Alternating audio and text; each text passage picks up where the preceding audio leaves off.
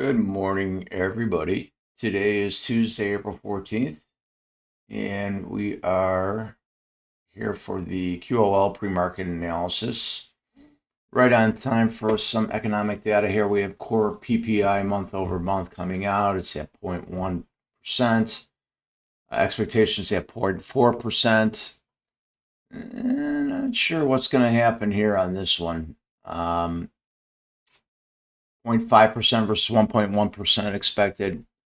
May get a little heavy up here right now based on what's happened in the markets over the last week or so. The S&P has rallied about 500 points, so I would not be surprised if we get a little pullback in the next few days. But we'll take a look at things. For the rest of the day here, we have some Fed speak, 8:45. And what else we have here? I don't see anything else for the rest of the day. Let's see, tomorrow, nothing really earth-shattering tomorrow. You have Beige Book, I think, at 7:30. And what else do we have here? Actually, no, that's on Thursday. And then that's it for the week. So nothing really earth-shattering there. As far as earnings, I think we went over all of that. Before the bell today, we had Johnson & Johnson. I'm not sure what happened there. What else we have? Nothing I see on here. Netflix sticks out to me for the tech side of things. I think Netflix will probably have a decent pop. Pretty much bank earnings are starting right now. So let's see. Let's get right into it right now and just fly through today. Start with the VIX. VIX is coming down right now, which is a good sign that now we're below the 200-day moving average, down $18.20. We still have these open gaps up here, which is a little concerning for me because I think that over time these gaps get filled for some housekeeping. The market doesn't like these big gaps. It likes to close these gaps at some point.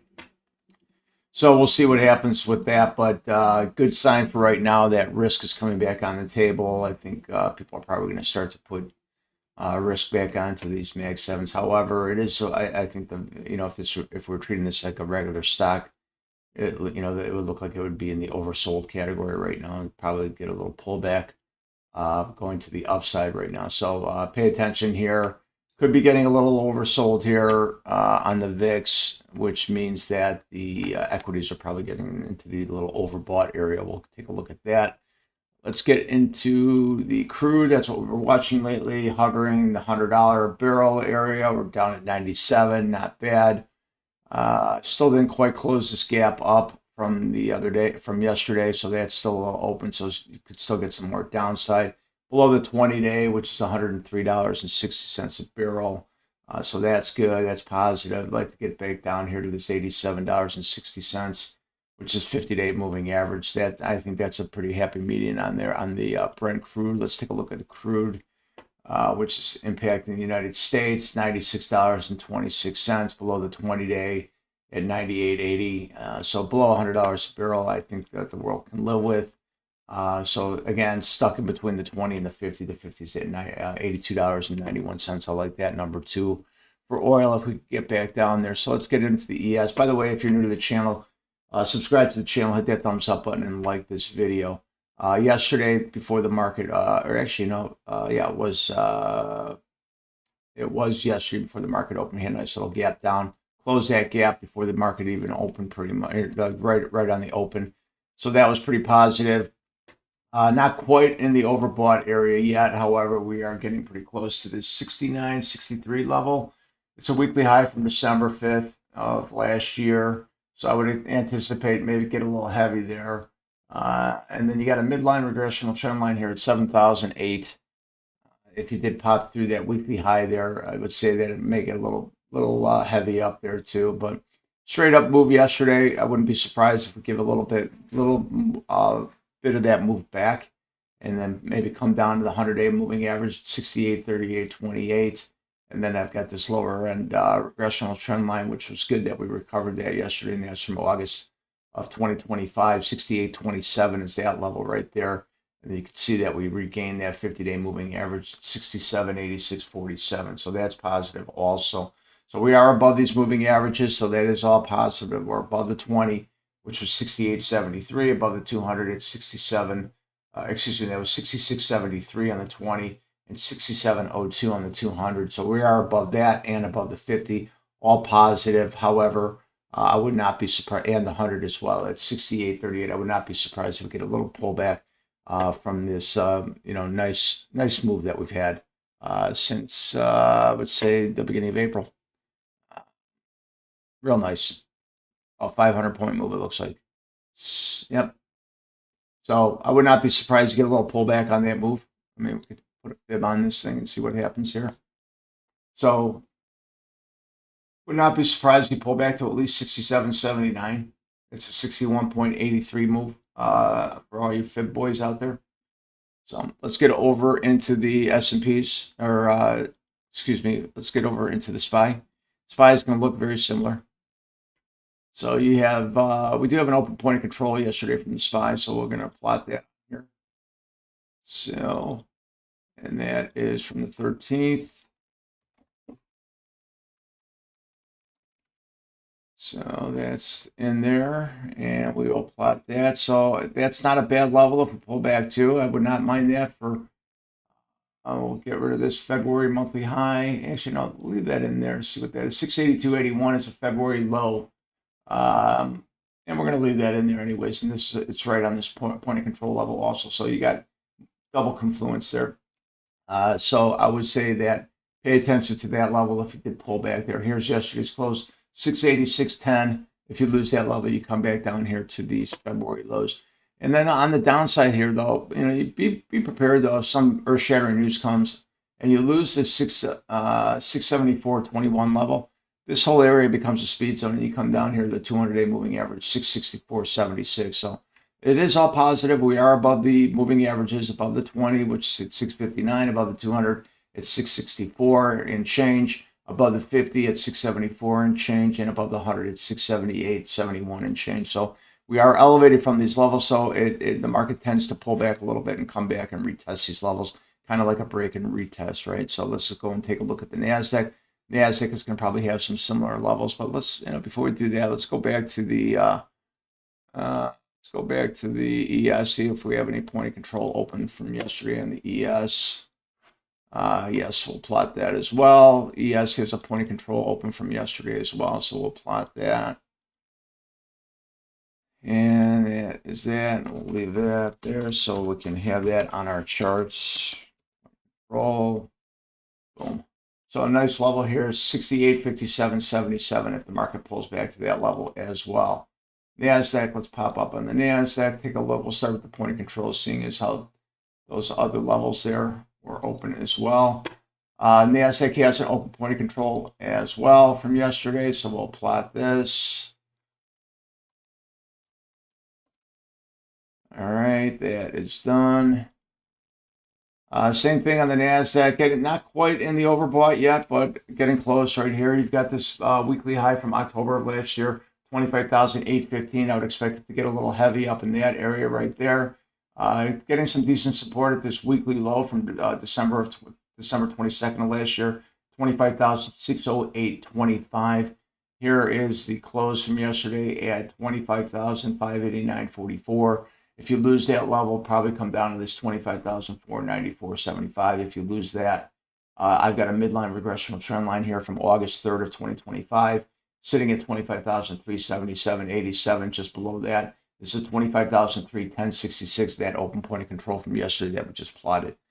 Below that, you got the 100-day moving average at 25,157.19. When the market pops above and you get a little bit of a distance from these moving averages, it likes to come back down and tighten up that range and test these levels on the downside, right? So it'll come back up, break and retest. So when you get really extended, not quite there yesterday, it got a little extended in the pre-market, pulled back a little bit. Now it's working its way up. So could get a little heavy on the next couple of days. So be prepared, if you are long, to maybe take some profits on your recent longs that you've had over the last week or so. So let's get over into the Qs, and then we'll move on to Tesla, and then we will call it a day. So again, if you're new to the channel, subscribe to the channel, hit that thumbs up button, like this video, and go down in the Discord description area and join our Discord community. Let's see here. Same thing. Open point of control. Mark that real quick, and then we'll get onto the levels. All the markets in my eyes, I think, are just a tad overbought for right now. So it would not be I would not be surprised to get a little pullback in the next couple of days here. So mark this going here. You got some big upward moves without anything concrete. These are rumor rallies right here.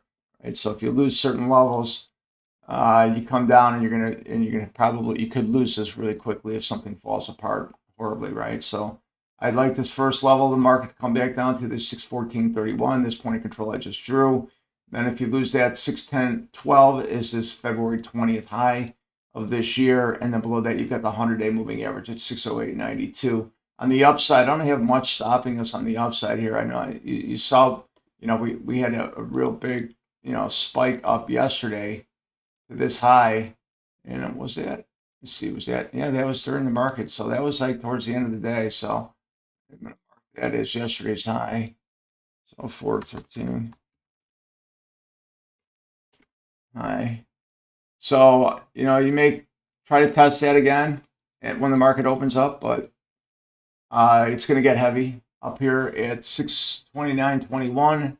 which is December's monthly high, and it comes right at the lower end regressional trend line that we have here from June of 2025, sitting at 629.96. On the downside, we went over the 100-day. If you lose the 100-day at 608.92, you come down to the 692, which is a failed point of control from March 18th. That's pretty much it right here on the broader markets and the Qs and the SPY. So let's get into Tesla. Again, if you're new to the channel, subscribe to the channel, hit that thumbs up button, and like this video. We have no open point of controls from yesterday. You could see came down in the post market and it touched that point of control level. So that is now tested and closed. I do think that Tesla, I think we could get that pop here. I said this in yesterday's pre-market, that if you can get, this is going to be a huge speed zone here, and we're starting to feel that right now. I said that if you do get a hold above this yesterday, let me get this is my trading chart. I had a level, and I took it off, actually. May have been yesterday. I think, I can't remember. I took it off, but I think it was somewhere in the 350. It may have been this 353. Actually, it was 353.38. I left the level on here. I just changed it up a little bit. So I said if you can get above that, then you could push up into this 355.97. And if you could hold above this, I like this hold. Then I said that you can really quickly get up into this level right here, which you would get resistance to 359.42. Unfortunately, this move happened while the markets were closed, which is really a real bummer.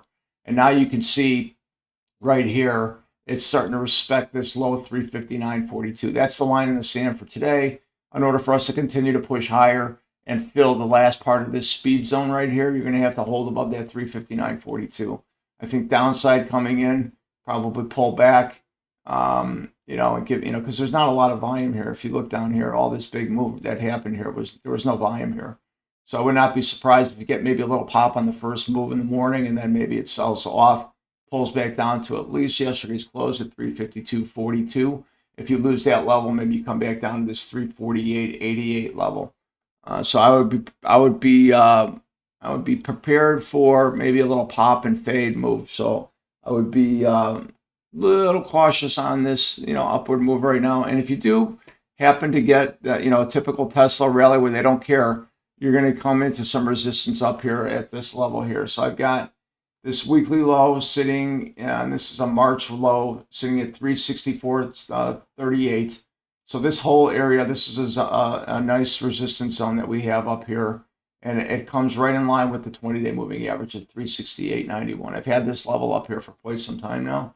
So you have to watch this. If you do get that pop, this is where I'd see it will probably get heavy, right? So you could take a long off of this 359.42 with your stop below it if the market does open up above it, right? And then, then you have your certain levels coming in. I may take this point of control filled level off today. We'll see how it responds. But the main thing is that, maybe be prepared for a little pop and fade. Or if the market sells off in the morning, look for your previous day close for a level of support. If you lose that level of support, you're going to come back down here and you'll test some of these other levels that we have down here. You can see yesterday when we gapped down, we closed that like on the first move of the day yesterday. So that was really nice to have there. That's why I didn't even mark that as a gap. You know, I don't know if you tuned in yesterday or not, but I didn't even mark this down here as an open gap because I had a feeling it was just going to fill right away. So, so if you were able to take advantage of that right on the open, that was probably a no-brainer trade right there. So, anyways, we'll see what happens with the market right now. Could get a little heavy. It's still volatile out there with the geopolitical risk that's happening out in Iran. So you got to watch yourself there. As far as what I'm going to trade today, let's take a look at that. I'm going to trade tomorrow's expiration date. I'm going to have the 360 calls up there. You can see right now we're sitting just below that at 358 area. And then I'm going to have the 355 calls. And so we're just above that. So you can see they closed at 570 on the put side, or excuse me, the 355 puts, I should say. You can see that they closed at 570 yesterday, but we are opened up about $6 higher. So these are probably going to, the premiums on the puts here, the 355 puts will probably open up in the $3 range, maybe the $4 range, right? And then this $1.57 premium on the calls, the 360 calls, because we're $6 higher, I anticipate these to open up in the $3 range. Maybe even the fours. We'll see how aggressive Tesla opens up in the morning. If you go over our trade from yesterday, the 5-minute opening range, it was choppy a little bit in the morning. Actually, it wasn't that choppy. Compared to Friday, I actually missed a bigger move. I did some trades, but I missed this big move here yesterday based on the action that we had on Friday. So look at it. This is what you want to see every day. You want to see this good, clean candlestick move, right? Now look at this chart right now. Now keep this in your head. You know, take a picture of it, mental picture. And now let's take a look at what happened on Friday. Look at this stuff on Friday. This stuff, this will destroy you. It'll eat you. It'll suck the absolute life out of you. This type of trading, up, down, up, down, up, down. And this is a 5-minute chart we're looking at. This is impossible to trade, right? So what happened to me yesterday, I was thinking we're in that same type of zone. And when we had that initial break, so you had your first 5-minute range, and the range was 348.76 to 350.58. So it was about a $2 range. When you broke this 350, call it 350 range, I mean, you spiked up, you know, pretty much. You got up about $4 immediately. So you could have made yourself about a $3 premium. So for every one lot, that's $300.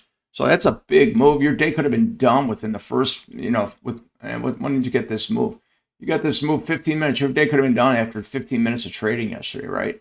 But these candles yesterday, these were good, solid candles. When it found its direction in the 5 minutes, it went that direction, right? It wasn't this type of a doji type candle where it was a tug of war between buyers and sellers. So that's what we want to get back to. That's why, you know, hopefully this geopolitical risk that's happening in the marketplace will be done shortly, and then you can get back to some decent price action where, you know, it finds its direction at a certain time chart, and then it goes that direction, and then you can just hop on the train for a ride. So anyways, recapping what I'm doing, going 360 calls to start for the day, expiring tomorrow, 355 puts for tomorrow. And also, again, if you're new to the channel, subscribe to the channel, hit that thumbs up button, like this video, go down in the description, join our Discord community, and you'll come in for 9:30 to 11 o'clock live trading. It is currently free, but that is going to change shortly. So come and get it while it's hot. If I don't see you in there, I'll see everybody tomorrow for pre-market. Have a great trading day. Stay safe. Keep your lot size small. Get in and out quick.